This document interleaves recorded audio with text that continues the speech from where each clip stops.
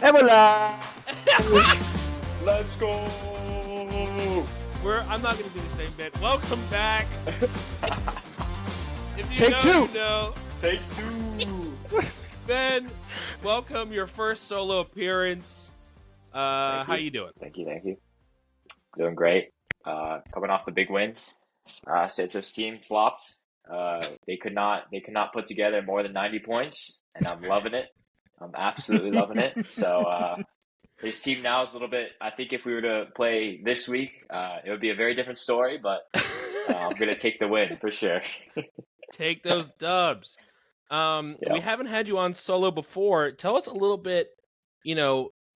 You've always played fantasy on and off, but you're finally a part of the league now. You've spent the last decade watching your brothers duke it out. Tell us a little bit about your story and how you got here. Well, to be honest, I actually haven't played in a long time, but I started playing last year again because my friends and I started a league where all of our girlfriends / wives / fiancés picked our teams for us, and we just duked it out, and it was absolutely hilarious. The teams some of them were pretty good teams, some of them were not so great teams, so that got me back into the fantasy. I got the fantasy bug off that, and then Luke was like, "Yo, we got a spot," and I was like, "Shoot, might have to hop in." So, I will say, just knocking off some of the rust. This is only year 2 for me coming back, so year 1 for this league though. So yeah. And Justin, you can correct me if I'm wrong. I think you're doing great. I don't think you've been run over. I think we've seen rookie managers come in and get absolutely lambasted by veterans just ripping apart their teams for nothing. And I think you've done a good job of staying water. Your draft, I think your draft went the way it went, and yeah, I think that the Javonte Williams pick might be the best pick of the whole draft. So, congratulations. And I won't complain. the league is excited to see what you've got in store for us. And it's perfect that we have you on because you are one of very few managers that didn't actually have a bongo jongo trade go through this last weekend. So we get a little bit of an unbiased take on some of the shenanigans that went down. But yeah, before we get into that, Justin, how are you doing, my man? Hey, I didn't have a trade go through either. No, you did. We're about to talk about yours. You slow down. It wasn't huge though, but I'm looking at yours right now. You traded the New England Patriots. Josh traded with you. I completely forgot about that. Yeah. Was that really? Everyone did. but I didn't. All right, like so long ago. Like so long ago. That felt so long ago.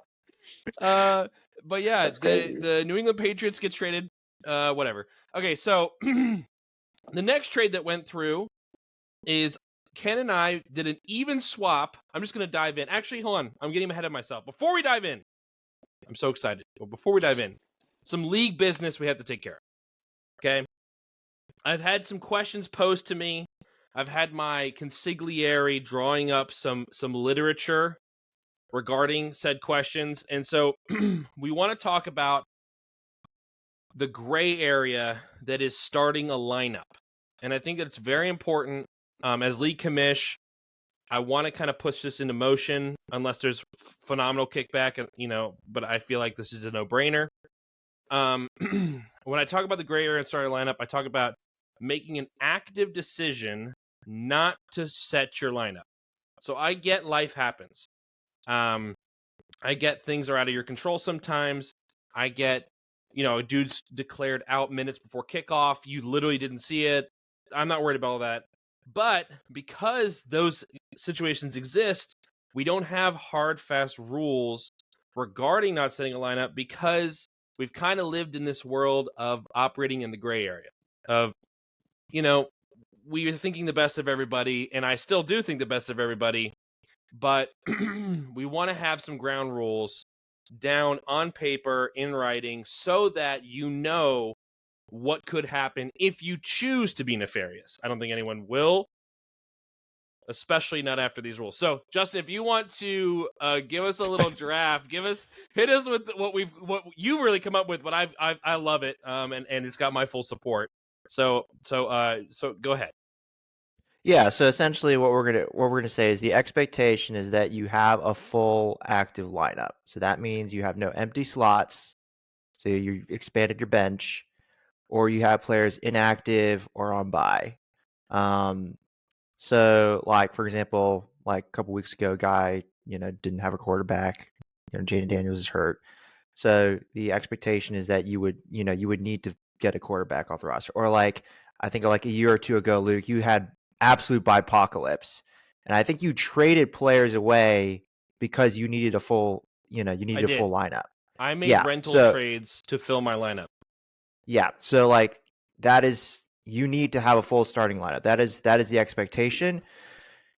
If you don't, if it's like you said, Luke said, if it's unintentional, you're not going to get dinged for it. Life happens. Just let Luke know it's not a big deal. That's if no now if there's a pattern of unintentional, that's when we talk about relegation. And that's how other managers have been removed from the league. So, but I don't think that's going to be a problem. I think we all know that.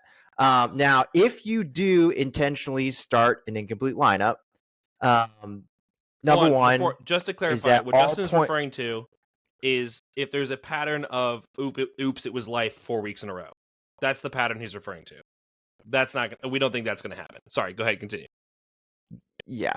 And like I said, there's grace. Like so, just we'll talk about it. But if you do intentionally start an incomplete lineup, number one, all the points scored for that week, you forfeit them. So now why that's could be, really important is obviously our tiebreaker is points for. So, that's a pretty big speed bump there. If you do decide to intentionally do that. And number two, you could forfeit future draft picks. Now we've left that intentionally vague because we don't ever want to do that, but that could be any of your draft picks. So if you're tanking and like myself, I'm going to be setting a full lineup, and if I don't, I could lose any of the draft picks I've acquired. So, and let me give you a scenario because, especially, I was thinking how I would portray this because this is something that I would never do, but I would joke about it a lot. Let's say I've sold the bag. I've sold everybody. This is a real thing, but Justin has not. He's participating. He's fighting for a playoff spot. His record is weak, but he's got an easy game versus someone, and he's going to lock it in. And the person he's competing against maybe has a harder matchup, or they're playing me. And I say, how about I just leave some guys off the bye to make sure that my opponent gets the dub and kicks Justin out of playoffs so he can't go win a 4th championship. That's what we're talking about. We're trying to avoid that stuff. I will make jokes about that all the time because I think it's hilarious to make a joke about it, but I would never actually do it because that wrecks the competitive nature of the league. That's what we're talking about, right, Justin?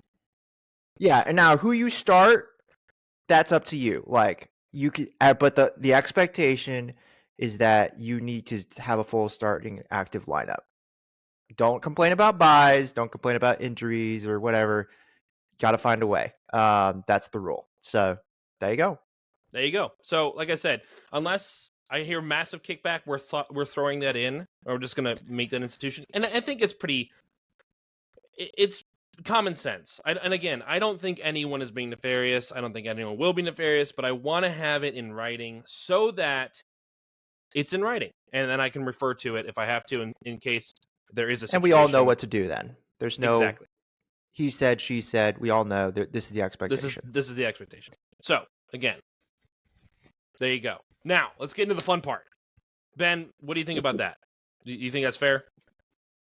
Yeah, I mean, I think that makes sense. I think it'll be interesting, like you said, in those scenarios where I think for maybe next season, it'll like where you have all those buys, or just because that just happens where all your whole bench is on buy or something, and you're forced to make a play, or what happened with I think it was a guy where it was like I don't think he added a quarterback just because whoever he drops, like it would have been just such a bad drop for him.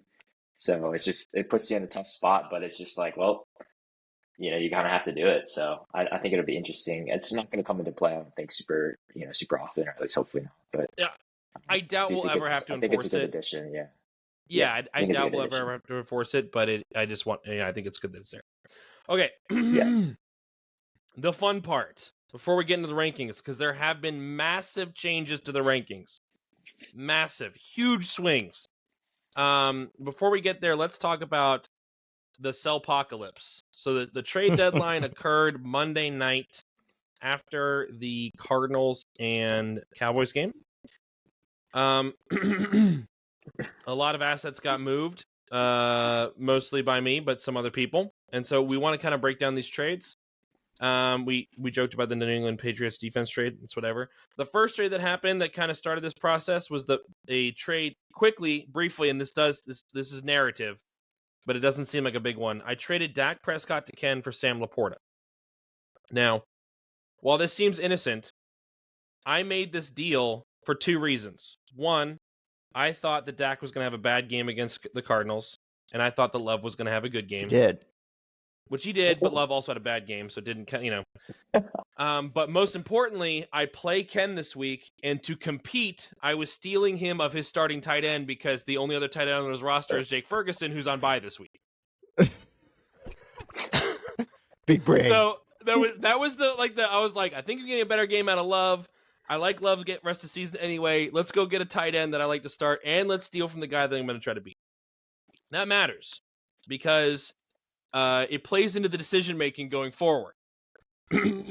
Okay, the next trade that goes through, big one. JT sells Sam Devon Achane. Now, to be fair, or to be clear, this is Monday, so the games have happened. We know the outcome pretty much of the weekly games. We know who's winning, we know who's losing.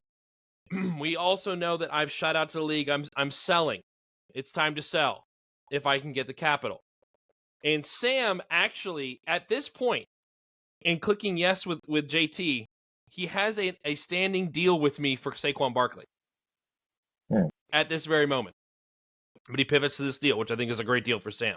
So let's talk about it.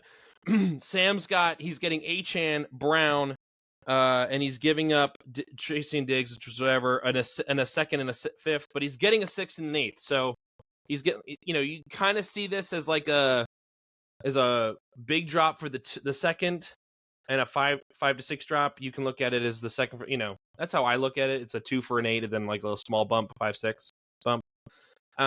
Either way, he's giving up some capital, gets Achane. Ben, what did you think about this trade? I'm not gonna lie, initially I glossed over it, but I don't like it because I'm facing Sam, so he gets Achane. Not that like I'm like heavily in the playoff race, but I think it's a good trade for Sam. I like it. I mean, obviously, he trades AJ Brown later on. I forget the details. We'll get to that, obviously. Yeah, we'll get to that. But I like it. I think it's a good trade for him. I mean, I think for JT too, getting some draft capital, I think it was a good play as well. I don't see like glaringly like, oh, one side is super, super inbound. So I think it's a good trade, except for the fact that Sam gets Achane this week. So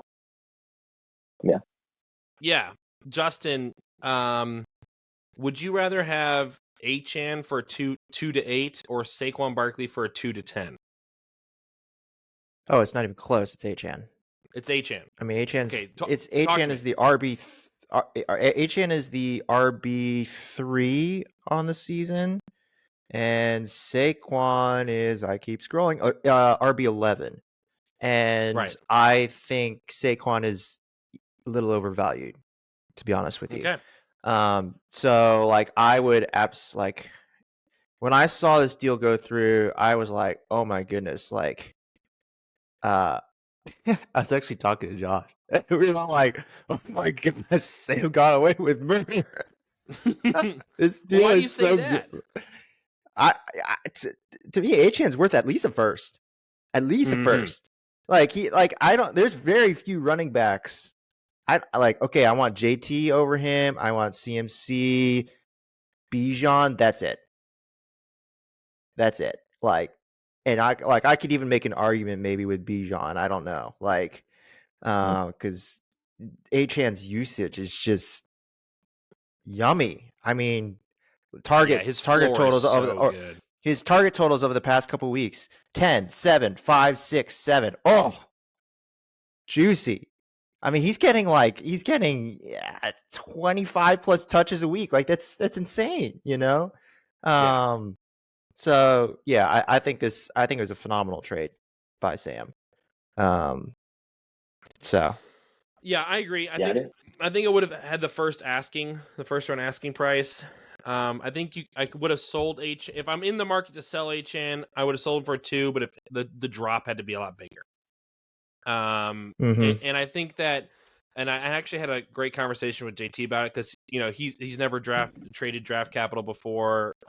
He's trying to figure out pricing and what guys will buy for, and he's had to deal with Josh Kessner lowballing him for weeks, and so he's trying to figure out what a good Oh price my is, God. to sell. And I said, I think getting a second back is great.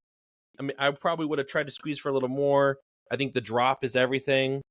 But I agree with you. I think that my asking would have been a first, but I probably could have been pushed to a 2 if the drop was bigger. To me, a 2 for 8 for this caliber player is just not really what I wanted.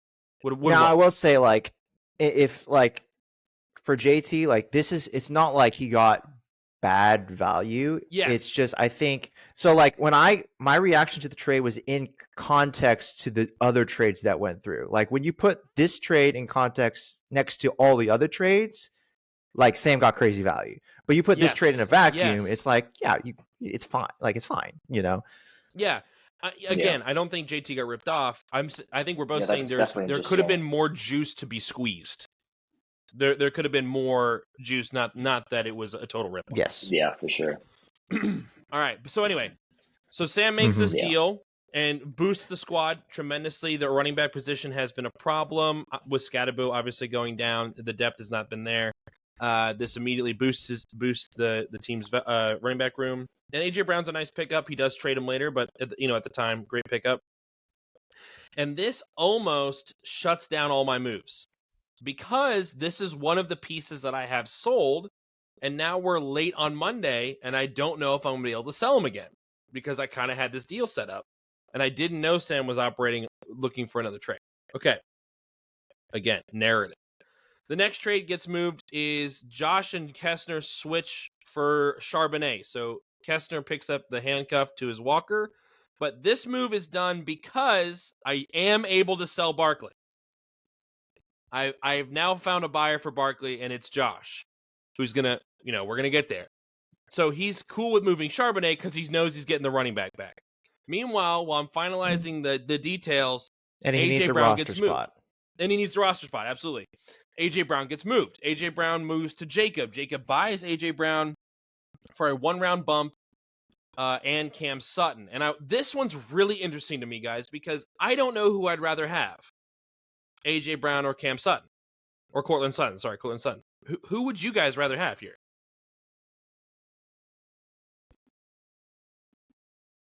I mean, I think I would rather have AJ Brown, but I think talking to Sam, the way he was looking at it is he essentially upgraded Stefan Diggs to Cortland Sutton for free because he got the 5.8 back from the trade with JT. So to him, like it was kind of like a no-brainer. I don't know exactly the motivation, but that's why he made the deal. Is that it essentially cancels out the 5.8 from the previous trade, and you go from Stefan Diggs to Cortland Sutton for free. And I think the context here is huge too, because for Jacob, this becomes his wide receiver 1. And for Sam, AJ Brown would have been his wide receiver 3. So it kind of makes sense for both teams. I think I'm with you. I would rather have AJ Brown in the long run, but for Sam, it's like I'm starting Higgins, I'm starting London. Like those guys are locked in. So Brown becomes my flex play. Let me go. Sutton's a fine flex play, but let me reload my draft cap. Ben, you have any other views on this one? I didn't think about that point that Justin you brought up, or I guess Sam technically brought up, of getting draft capital back. And when you bring that kind of back into the equation, I definitely agree. I think it's worth. I mean, you got Shannon for the 2.8, and then you just get something like that makes sense to me. I'm like, okay, you might as well. Like, it doesn't affect you too much, and yeah, I just think that's a good trade. That's good trading from Sam. That's all I'm gonna say. Yeah, it's And so, essentially Sam go ahead. got Achan and Sutton for a 2/6 drop. That's it. Which is crazy value. That's insane value. Yeah, crazy. So great maneuvering for Sam, and for the teams that bought, I was actually posed the question like, who do you think upgraded the best? And I was like, well, I think that there are some teams that have the most firepower, but I liked Sam's moves because I think his team can go toe to toe with any of them, but he's Yep. only missing his second. he was able to maneuver, and his draft room is pretty much full. Maybe the top end explosion isn't as high as some of these other squads, but Sam's roster is by no way a pushover when he plays these guys. It'll be a hard game. So he's got Gadsden, he's got Mahomes, and we'll talk about him. But great moving by Sam, and this is the Sam trend keeps going up, man. Like he keeps leveling up. Ben, take notes because Sam used to be a joke in the league. I'm not lying. It's just how it was. Just how it was. But now he's one of the best managers. So meteoric rise. I think it's a great movement. Okay. Now we get to the big bombs. So I make three trades. It was going to be 4. It gets condensed down to 3. The first one that goes through is Ken's deal because Ken couldn't figure out how to send me this trade. So I had to send it to him so he could accept it. So I had to make sure that I had all the stuff lined up. So then once it was all lined up, I'd send it to Ken and then he would start the avalanche, even though he was like the middle one to actually close it up. It's kind of funny.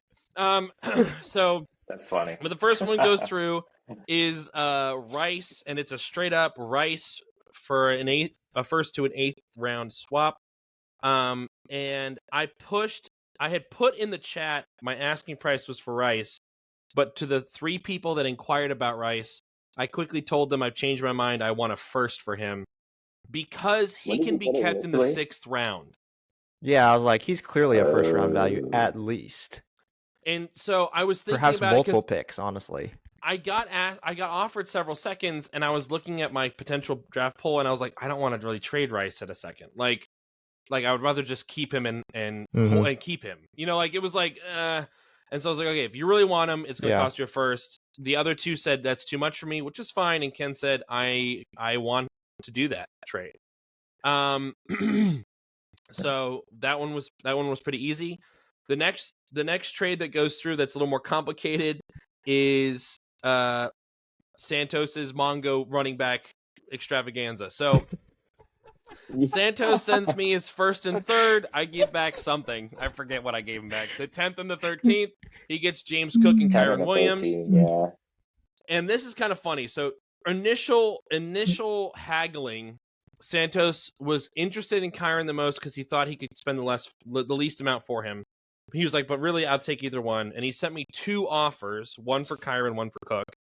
It was the best offer I had for Cook, so I said, let me lock you up for Cook. I have some other guys asking for Kyron. He said, cool. And then I didn't go back to him. I was trying to work Kyron. I almost sold Kyron to someone else. That deal fell through, and then it looked like, especially after the Sam buying Achan, I was like, this sell might not happen. Like, I just don't see the capital I want coming back. And I was already like fighting with myself because I want to compete. You guys know I love buying. I want to compete no matter what.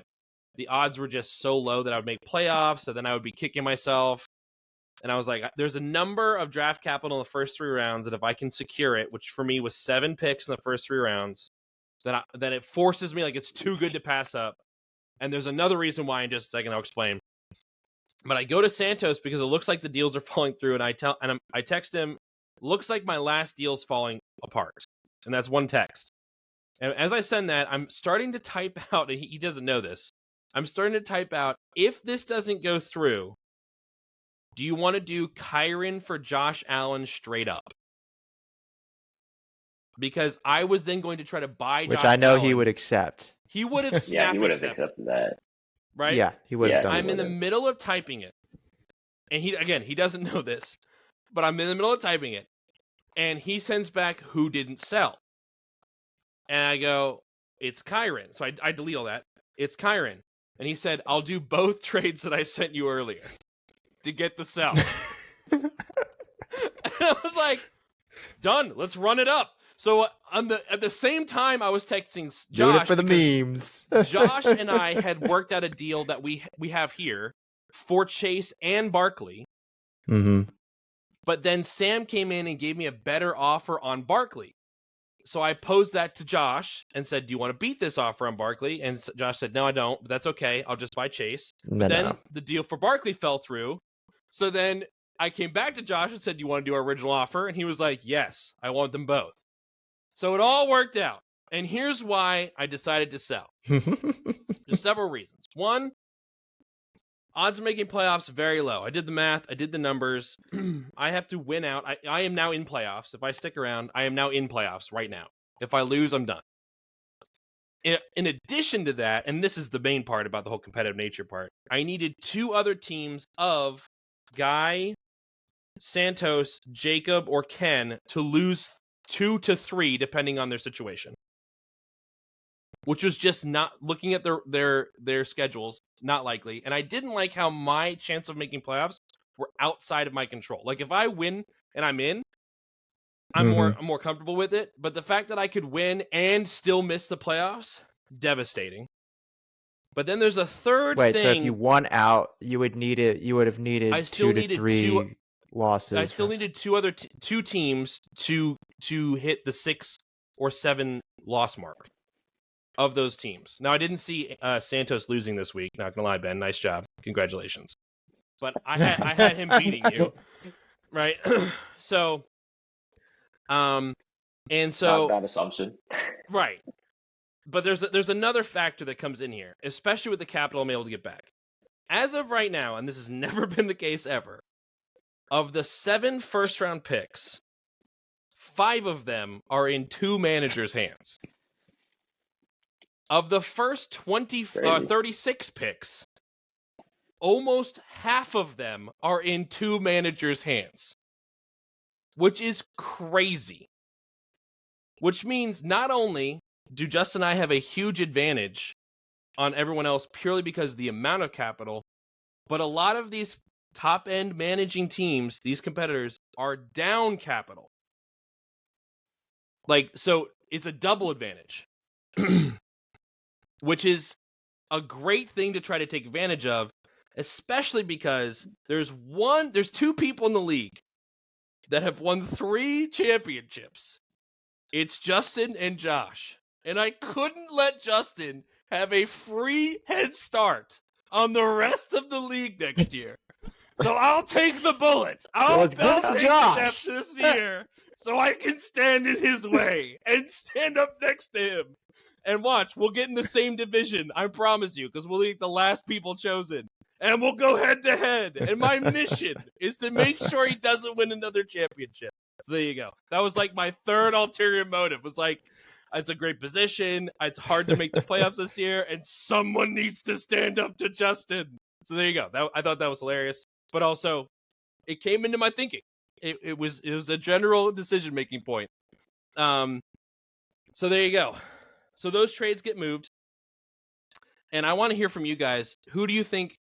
I think I got great value on everybody. Do you think I undersold anyone? Do you think people overpaid? Talk to me.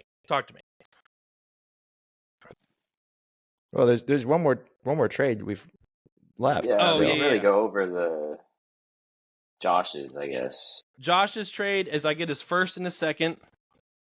And he gets Saquon and Chase and Jamar Chase. No, I meant the one after that one. We kind of talked about that one. Well, wait, okay. We can talk about this last trade. I was gonna do that after, but we can talk about this last trade real quick. Oh, you want to talk about yours? Okay, yeah. I want to talk about all these, and then we'll talk about the next trade.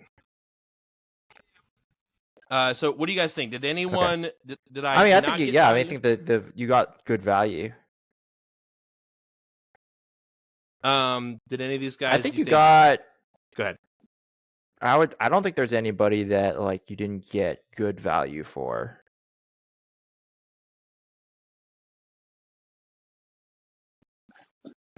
Yeah, I mean, I think it's hard to, there's so many like moving parts. Um, it seems to me that you got the value you wanted, which is good. That's that's what you want. The Yeah, first for absolutely. the first for Jamar, the second for Saquon.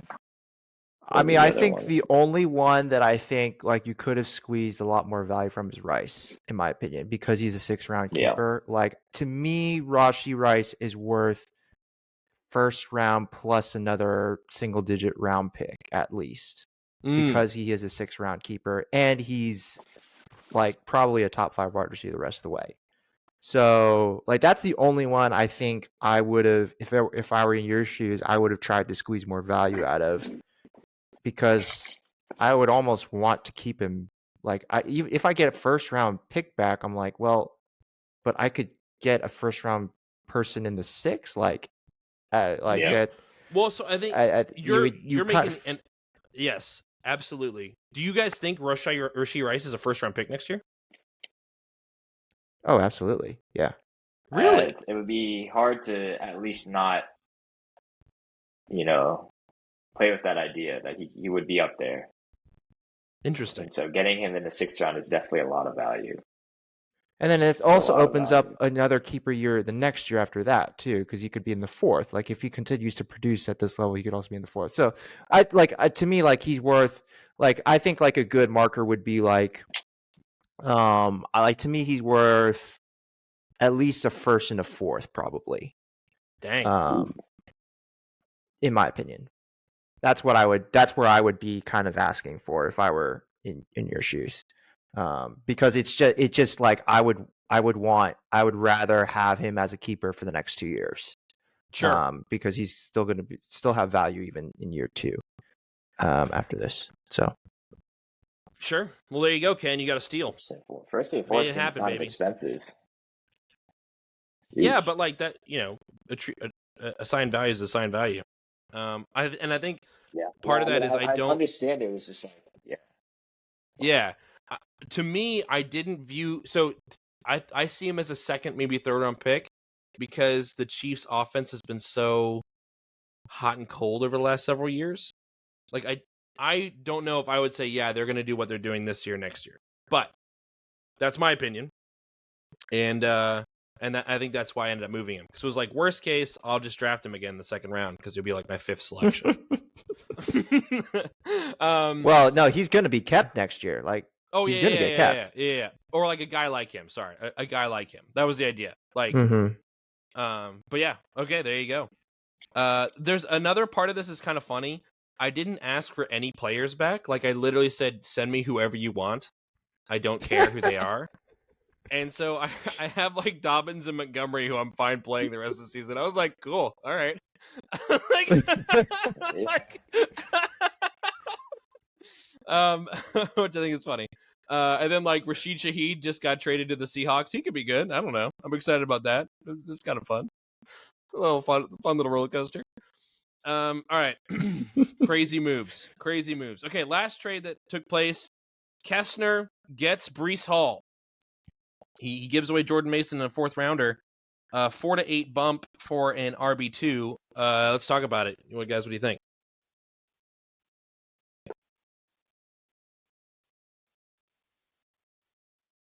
Eh.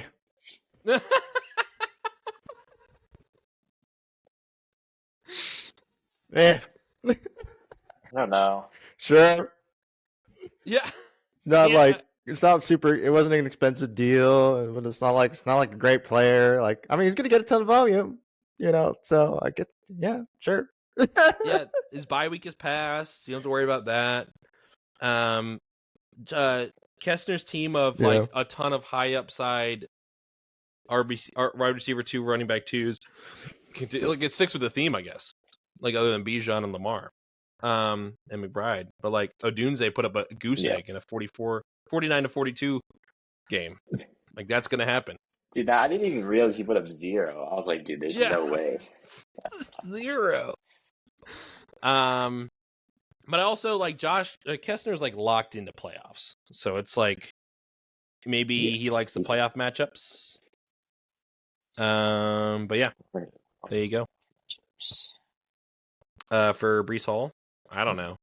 Yeah, it's actually It not is. too bad. I was shocked, and I wonder if you guys had this opinion that he didn't get traded at the trade deadline. I wonder if that played into it. Like maybe he thought Brees would go somewhere where he'd be more productive. Yeah, you can make that bet. I mean, the Chiefs were Um, rumored. right. But his playoff matchups are good. Jacksonville, New Orleans. I guess the championships. New England, which isn't great, but otherwise those other two are very nice. Well, there you go. And Mark gets a little capital.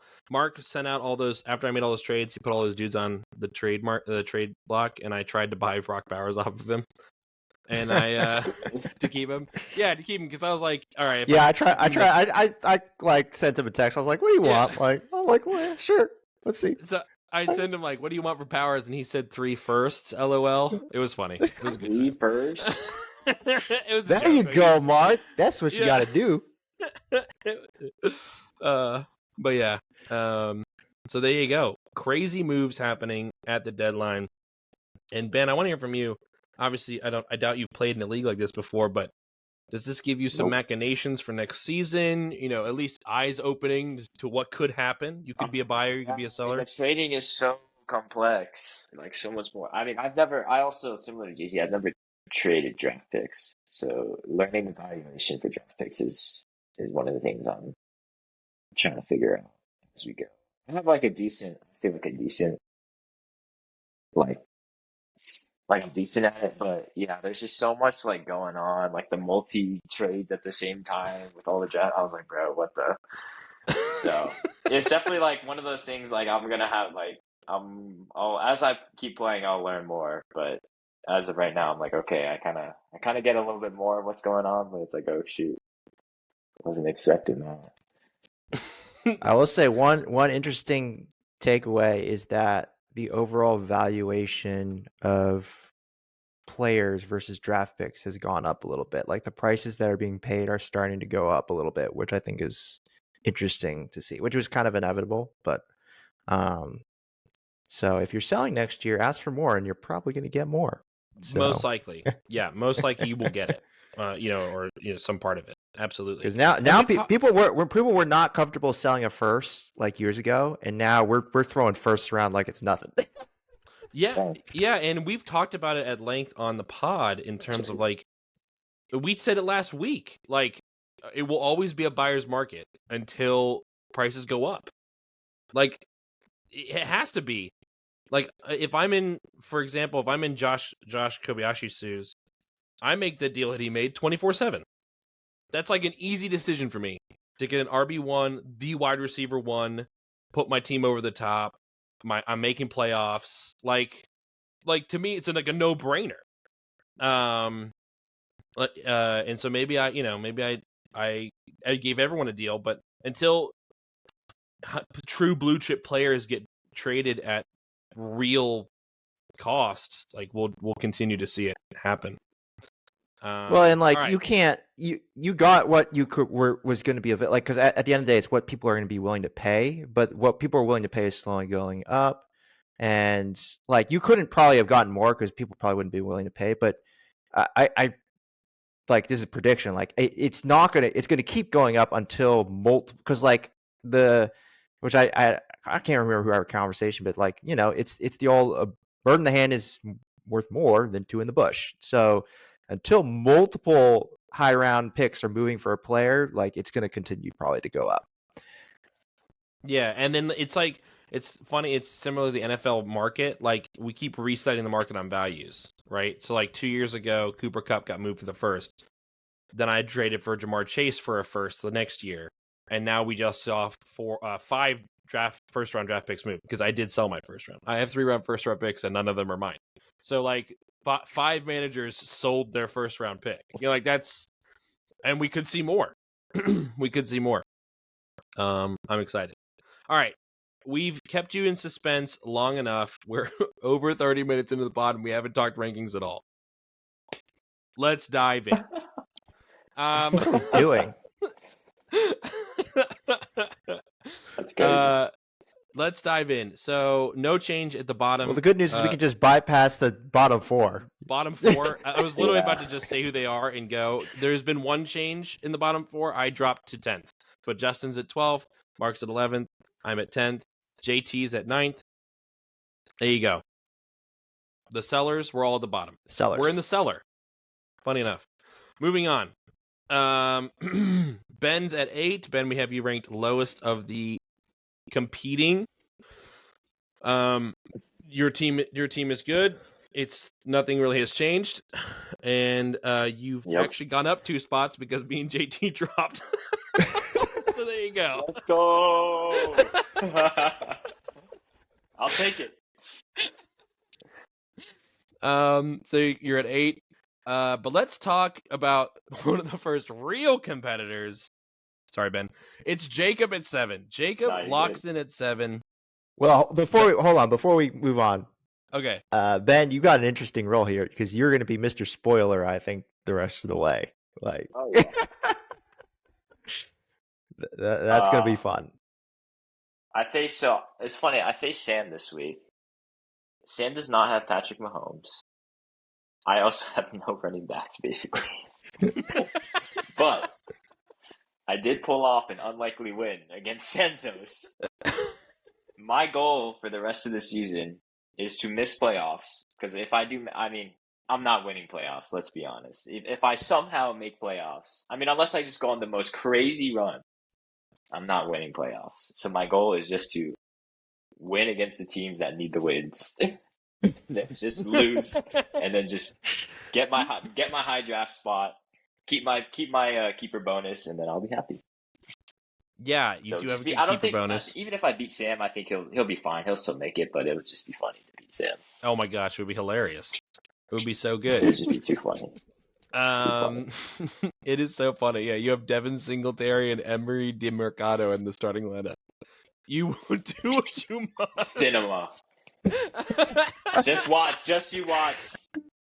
DeMercado is gonna DeMercado got the majority of the touches. Big run, but he's gonna hold on to the football. He's gonna hold on to the football and the touchdown. He's learned. We won't have another Titans debacle. Yeah. Anyways, we can move on though. Yeah. Not much to say about the team. Jacob rocks in at 7. He was one of the managers trying to purchase Rice. He is able to get his receiver upgrade in AJ Brown, which works out well for him. And I really like this team. So I have him at 6. Justin, you have him at 5. Ben, you've got him. Oh, sorry, you've got him at 7. Sorry, Justin, you have him at 7. Ben, you also have him at 7. So we're all pretty much right at the same spot. But Dart has been fantastic. The running back room is great. Enrico. I'm gonna say that again. Enrico freaking Dowdle, the eunuch. Have you guys heard that that nickname? So apparently twice on Saturday he's been dealing with a groin injury. If you click it, he's questionable with a groin injury, although he will play. Yeah.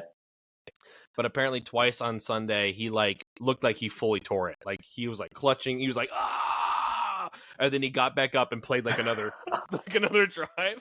And so one of the podcasts was like, he's the eunuch. He's got nothing left down there, but he's a warrior. He just keeps pounding it out. It's hilarious. It's so funny. But Rico Dowdle, and I really want to talk about Dowdle because Jacob made this trade for Adams, or away from Adams, picked up Dowdle, and this is what he envisioned. He envisioned this. And it's happening. Rico Dowdle was just like the RB2 against one of the best run defenses in the league. He's completely taken over the starting job from Chuba Hubbard. The Panthers won. He will hold it until he falls apart. And he's a huge asset. I think Jacob got a steal here. Tell me I'm wrong. Yeah, if he keeps doing this, it will be a steal. When he's been the starting running back, he has scored 30, 31, and 27 fantasy points. It's crazy. I do think the Panther he is A, B, C through Z for the Panthers right now. So stay healthy, man. They're gonna ride him until he's dust. Which he'll never become dust. He's the eunuch. But anyway, the running backs are so good. Henry and Jacobs, obviously great. AJ Brown fits the slot nicely. I think the only problem that I have with Brown is Goddard has been a great tight end, and now he's kind of playing the double eagle package. Oh, just it just limits your ceiling. I think both are fine plays. And he's got Keenan Allen. He can also play. Juwan Jennings is coming back up. Like Jacobs doing a really nice job and should have an easy W against JT this week. So rest of season outlook. I know you guys have him at 7, but what have I missed here? I really like this team a lot. I really like the team as well, and I think I am kind of, even though I have him at 7, I'm pretty confident he will make playoffs. Yes, I mean the vibes are great. I think the schedule's manageable. It's just I don't like the upside is just like not quite there compared to a lot of other rosters. Like I think the floor is phenomenal. And I mean there is some upside, but I think there's also a lot of risk in this roster. Yeah. Compared to other rosters, and that's why I have him at 7. Sure. Yeah, I think similarly, like there's definitely like potential for the team, but it's just hard when you look at some of the other teams like this. I just see this team like just some of them just so boom or bust sometimes, and when you get to playoffs, like anything can happen, of course, which is the magic of playoffs. But too many times, it's just like you get to playoffs and it's just you tank, and it's just like, and that's my biggest worry. Obviously, like he could absolutely just do well or have enough to get by, and so, but I just am so worried. Like Henry. I mean, Henry's just been so disappointing this year and then Addison. Addison's not bad, but the Vikings are just so like hit or miss. I mean, McCarthy had a good game coming back, so we'll see. We have to keep an eye on him. And then AJ Brown, see like who knows? Maybe the Eagles will throw, maybe they won't. Mark Andrews, same thing. Like who knows? Boomer, like absolute, like 30 bomber, like last nothing. week. 2 catches, So, 2 touchdowns. And then I mean Rico Dowdle, like you hope, like obviously, like he's been phenomenal. You hope that stays, but you just don't know. So yeah, it's just like the stars align, and this team can absolutely just beat out some of the top ones. But I'm just like with so many like pieces where it's like where one of them can easily fall apart. That for me, it's just hard. That's why I put it lowest. Absolutely. Well, similarly, the next team that we're going to talk about is Ken. Ken does trade for Rashid Rice, who's on bye this week, so he does not have him against an all-important matchup against my depleted squad, so he should be fine. Doesn't have a tight end, though. Gotcha, Ken. And he cut Dak Prescott to go get Darnold. Sam Darnold, which is a great pickup. That's so fun. But yeah, I think everything you just said, Ben, about this squad. Christian McCaffrey obviously is insane. Warren / Chase Brown, you're going to get some good value there. Rashee Rice is a top 5. We've already talked about a top 5 draft or receiver rest of the way, but the rest of the team is lackluster outside of Jake Ferguson. But kind of similar vibes. Justin, what else more in depth here? Well, I think that a lot of the points are coming from a couple positions, a couple players. And so, but that was Ken's team last year, and we all were like, when's it going to fall? And Ken just has a touch where all the stars just stay healthy, and here we are. So CMC, he's getting 30-plus touches. That's, how long can that last? Apparently, forever. All year. So yeah. Apparently, every single San Francisco medical staff is attending McCaffrey, and everyone else is getting nothing. So yeah, that's basically what it seems like over there. Yeah, he does have some easier matchups, obviously against my depleted team. He plays Ben next, and his team is back to being full power. He plays Sam, and Sam is missing a ton of people to buy. So that should be an easy win. And then he plays against Josh, which should be a toughie. Ken's record is the most at risk. He shares that boat with Santos. But like I said, I think he only has the one hard week left. So playoffs looking very good for him. And the starting roster, as long as they stay healthy, should be just fine. We'll definitely compete. Will Baker, you think Baker will turn it around? Because he's put up some stinkers recently. I am not super high on Baker. His schedule rest away is not great. He's lost a lot of weapons. Yeah. And he's not playing well. Like he's just straight up Yeah. not playing well. So can he? Sure. I don't think it's a high chance though. So I think he's gonna be platooning his quarterbacks from here on out. I don't think Yeah. Baker's a locked and loaded starter. Darnold has been great in a pinch, so yeah, if he can play him right, I think he'll be just fine. All right. Now, to me, there's a tier break. So Ken and Jacob kind of occupy this tier. The hopefuls for playoffs, good chances for playoffs. I think the rest of the way, there's a couple that have playoffs locked, but for the rest of the way, we're talking about playoff teams. So here's a tier break because at 5 and a drop of 2, it is Guy coming off the rough loss to Ken. Guy has had yet again maybe the worst injury luck we've seen. Where Ken, all of his guys stay healthy, Guy's players fall apart. Don't know why, don't know how, but loses Jaden Daniels to a horrific dislocated elbow. If you Yeah, that was haven't crazy. seen it, don't go see it. Like I almost threw up when I saw it. It was disgusting. He's already dealing with the Bucky injury, and Bucky, a practice report today is he's not practicing. Yeah, he might not play again this week. Which would be brutal. Yeah. And obviously a setback that the Bucs did not anticipate, or else they would have put him on IR. Garrett Wilson is practicing, so that's a nice boost. But he also loses Tucker Kraft to the ACL, both in It's one tough, fell man. swoop. And Guy of the top teams, I know personally, was not reaching out to me for trades, and I think it's because he's kind of looking at the roster going, I don't know if I can fix it. I think I just ride it. I think I just ride it out. There's a lot of star power. I don't think I need to, go spend because there's still a lot of good players on the team. Gibbs, JSN is like wide receiver 1 or 2 or 3 or something. Tyler Warren is, top 3 tight ends. There's still a lot of really good star power here. But yeah, injuries have kind of taken him apart, and he's fallen 2-5. Justin, you were dooming earlier. You said Guy doesn't make playoffs, but it sounds like maybe you've come around on this notion. Nope, I'm back to dooming. Playoffs. I was looking at the team this afternoon. I was like, oh, he can do it. And then we talked through Jacob and Ken, and I personally think Jacob and Ken both make playoffs, which means I don't think Guy's making playoffs. Let's talk about then. Guy's schedule. So he plays you. That should be an easy win. I think I have a chance. Look who the Bears play.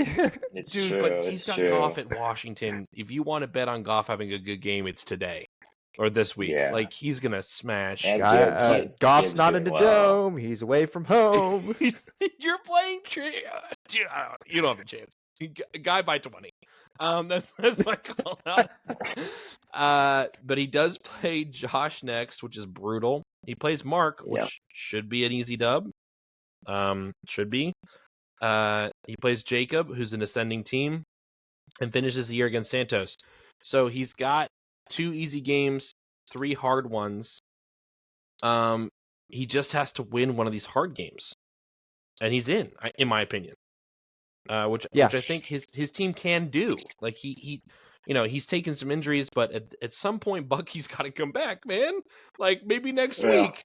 And then the running back room is fixed. Garrett Wilson's back to secure the flex spot. He still has Quentin Johnston, who's been a fine play. He'll have occasional dud, but he's been a fine play otherwise. Might be the waiver wire pickup of the year, Quentin Johnston. He's in the conversation. So Guy's outlook for playoffs, but again, he's kind of in this tier of should be good, suffered some injuries, and we have to study the midseason fall. Ben, you haven't been around, so this is a history lesson for you. This just happens to Guy. I don't get it. Normally it's a week earlier and he's sold, but he held on this year, and good for him. And I'm rooting for him. Hey, maybe this is the year. He breaks it off. I don't know. Maybe this year. You just got to make it to the dance. Yeah. Guy at 5. All right. Here's a controversial one because Justin, you have this next team at 3. I don't know what you guys are doing with your rankings. I I've think it's got him pretty at clear cut. 4, which is right here where he is. Ben, you have him at 5. It's Sam. Sam slots in at 4. Justin, tell me why you like this team so much. It's not like I don't like the team. I have him 1 rank below you, but you and Ben are on opposite ends of this. So, Justin, tell me why you like it so much. He has the QB1. That's helpful. He has the RB3. That's helpful. I think Genty, he's a rookie. Rookies play better over the second half of the season. So we have not seen, in all likelihood, seen Genty's ceiling yet. Drake London is phenomenal. T. Higgins is reborn with Joe Flacco. Will probably be, a high-end wide receiver 2, low-end wide receiver 1 the rest of the way.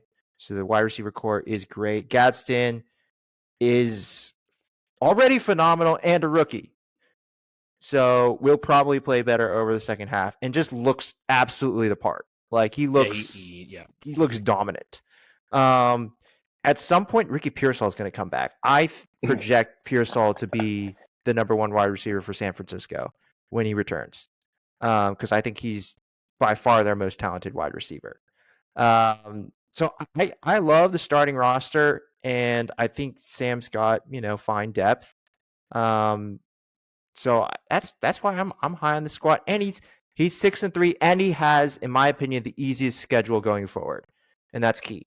So in my projection, I think there are 2 teams that are locked for playoffs, and I think Sam is like in a tier of his own of very likely, and then it's everybody else. All right, Ben, why do you have him below 4 other rosters? What about the squad do you not like? Honestly, I don't. It's a good roster. You start. You get up to the top, and you could just put them all on a dice and roll it, and just put them in, and you'd be like, oh, that makes sense. So I think honestly, I just put them low just because I'm facing him this week, and Mahomes is on a bye, so hopefully I can beat him. There's nothing wrong with the squad. I mean, I love Drake London. Drake London's my dog as a Atlanta supporter, and I have Drake London in my other league. I pray that Drake London drops another 30 bomb, and if it's against me, I'm all for it. I love Drake London. Ricky Pearsall at this rate is never coming back because, he's been out for like 40 weeks. San Francisco medical staff does not care.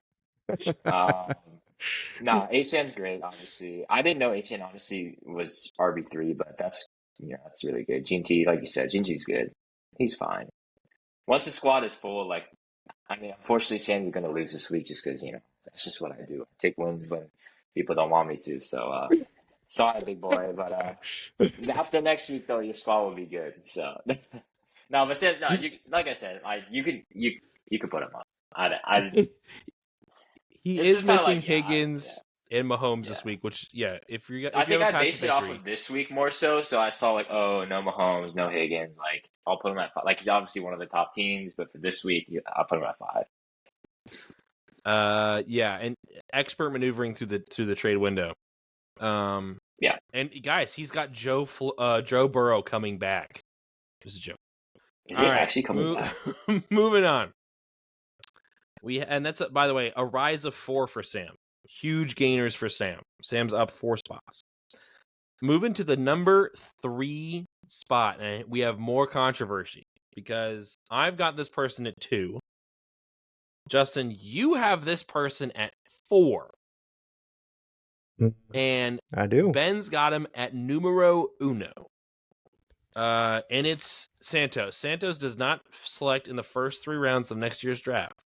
But he does have Josh Allen, James Cook, Kyron Williams, Amon-Ra St. Brown, C.D. Lamb, Quinshawn Judkins, Lad McConkey, Brandon Aubrey, who I include, Drake May. This team is freaking loaded with the sauce. It's so strong. And he might lose again this week because he plays a very good team with Josh Kessner, and he doesn't have C.D. Lamb. Justin, why are you so low on this squad compared to the others? 4th? This team? 4th? Well, I think the squad is good. I mean, the issue I have is the record. and there is a very, very real possibility that this squad misses playoff. Oh my gosh. Which is absolutely scary, you know? You're And- welcome. Like Let's so go. if Santos loses this week, his He's in a his horrible path to position. playoffs is Yeah. like he is it's no longer in his hands. Like he needs help. Yep. And that is a scary proposition versus the 3 teams I have ahead of them all have their playoff futures either locked up or very likely and completely in their hands. And, you know, I like this, you know, Sanchez, you know, if he's not 4 and 5, you know, I obviously have him higher than 4. So this is 100% the record. And that's it. So he plays Kessner. He plays an easy game in JT. Then he plays a Jacob team that we've already talked about at Ascending. Then he plays an easy game against Mark. And then he plays against Guy's team, and Guy is missing some players to buy. So definitely can win out, but I agree. You kind of feel like you have to lock it up, which is frightening. But if any team can do it, I think it's this. I think this roster is crazy. Ben, where you got him at number 1, so you obviously, even though you just trounced the number 1 team, this just makes you look even better. I know. What can I say? Nah. Yeah, I mean, it's just, I mean, the fact that you just have Drake May, like, you can have Drake May or Josh Allen on the bench is just like, bro, like, what? And then, I mean, Ladd, St. Brown, and then, like, see, like, full strength team, like, those are wide receivers are just, and then James Cook, who's just been obviously amazing. Kyron Williams is great. Fannon's been really good. Brendan Aubrey, of course. We love Brendan. The GOAT. So, I mean, yeah, I just really like the team. I love the wide receivers. I mean, I know obviously I like Josh's wide receivers a lot too, which we'll get to. So that's why I was just like, I mean, the team's really good. So again, like for me, like I wasn't necessarily fully factoring in like the current situation of like the playoff run and all that. I was just looking at the team. But yeah, I mean, you bring up a really good point. You know, if you lose this game, you're 4 and 6, and it's not like you have all easy games. Like you still like need to win, and even if you do win, it's not necessarily like guaranteed you get in. So in that situation, yeah, I would probably drop him. But just purely off the roster, I mean, you still obviously like again all the top 4, you just roll a dice and you can all put them at 1. So they're very strong. So, but he does, to be fair, he does have really good matchups. Like, of course, having both Bills on against Miami, you know, should get you big points. So, Amon-Ra, Washington, that's big points, you know. Just generally, like, I like a lot of these matchups. So, not that, you know, Kessler's team doesn't have good matchups, but, you know, at least for the Bills, like, that's going to be like 50, 60 points probably. This is the matchup of the week for me, is Kessler versus Absolutely. Santos. Because Kessler doesn't need this win, but he definitely 100% he's going to try to win it. Because if he can force this squad out of playoffs, it's huge for his championship hopes. Absolutely. So yeah. All right. This is a drop of 1 for Santos. Speaking of drops of 1, our next team.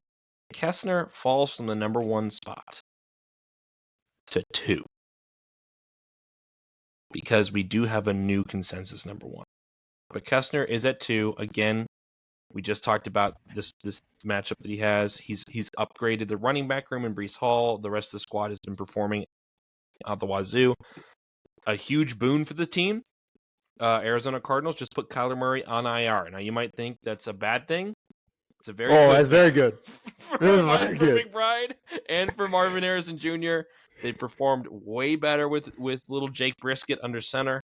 And so Josh Kessner gets a huge boon and is able to play both of his Cardinals with confidence. Even though he has Pickens on bye this week, he's presenting a very strong roster. And this is, Justin, you remarked 2 teams locked playoffs. This is one of them. Mm-hmm. And it's really, I mean, we've talked about not many other trades other than Brees Hall, so we've talked about, but it's very good. Jackson, Bijan, Hall, Adams, Adunze, normally very much better. The resurgence of the Cardinals. McBride's going to be tight end 1 now. Like, and when you have these boons at the onesie position, it really lets you play with the floor of these wide receiver 2s that he has. And Adams has just been a red zone machine as well, scoring 5 touchdowns over the last 2 games played. I don't see him slowing down. Kessner drops to 2, not because his team isn't good, just because another team in the league added a lot more ammo. And yeah, if you're Kessner, Justin, you're kind of angling for those playoff matchups, right? And we kind of talked about it with the Brees Hall trade.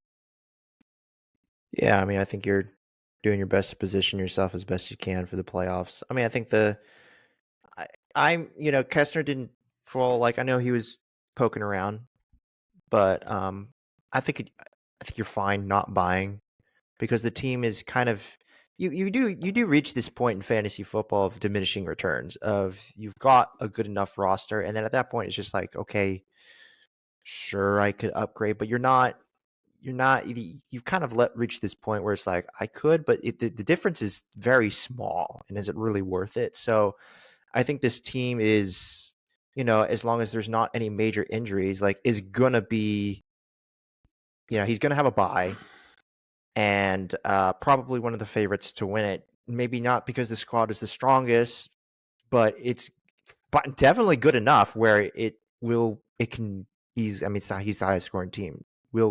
Can and will beat any team any day of the week. So Absolutely. We had having to deal with him twice a year, Ben, was not a good look for us. That did not turn out well, having him in division. Not at all. All right. Well done, Kessner. Moving on. It's the number 1 team. He's going to hate us. I'm going to get a text. Why did you do this to me? Don't do this to me. But how can we not, Josh? You traded for the wide receiver 1. You got a quality running back 1. Your team is stacked. It's goated. It's crazy. The team pop star adds more star power. Jay Herbs, top 3 quarterback, I think. Let me confirm that. Top 5 at least, I know. Sleeper's being slow. JT, running back 1. Jamar Chase, wide receiver 1. Puka Nacua, wide receiver 2. Like, what more do you want? Pittman's in the top 10. Like, Puka doesn't have to be played now. If you don't like Baker going forward, who cares? He's your 4th receiver if you want. Kelsey's been fine. Like, it's insanity. Like, this the starting roster is nuts. Mm-hmm. And he's 7-2. He's gonna have a first Well, round Josh bye. at number 1. Ben, you have him at number 3. You don't want him at number 1. Why do you have him at number 3? I think looking back at I it mean, now, I don't think anyone can catch him. He's definitely number 1. I mean, JT, Talk to me. besides this week, scores 3 touchdowns at will, because why not? Barkley, been disappointing, but he's still Saquon Barkley, and he can still put 30 up. Puka is just, yeah, I mean, I don't like Puka. Not because he's not good, just, I don't like facing him. I always face him. He just drops like 30 on me, so I don't like him. Ibuka is so good. Again, like, you have Pittman on the bench because, you have Jamar Chase in there, so it's just like, oh yeah, let's put Pittman on the bench because, well, we don't need him. That's basically, I just love how the league has become basically a 6-man league, basically. Because half the teams just are non-existent, and then the other half are just like super like overloaded teams. So yeah, I mean, there's no flaws. I mean, obviously this week he doesn't have Kelsey or Chase, but it doesn't matter. You're gonna win. You're gonna blow this other team out of the water. So I don't know Mark. about I haven't looked at his schedule, but yeah, Mark. I don't know about his schedule, but I'm sure he's. I mean, that doesn't matter whoever he faces. Yeah, he's gonna be the favorite, right? He's got Mark. He's got Guy with a bunch of guys on bye. He's got you, Justin. And then he's got Ken. Yeah. So I mean, you gotta feel good about that. He probably honestly wins out. So And then a Sam game, sorry, to close it out. But yeah. Yeah. There you go. Yeah, I hope he doesn't win at all. Him having 4 would really suck. Really need Kessner or Santos to do to not let that happen. But craziness. Josh at 1. Well, you know who he's gonna thank if he wins 4, Luke. Oh my gosh, I'm gonna get a bouquet of flowers sent to my work. It's not gonna be fun.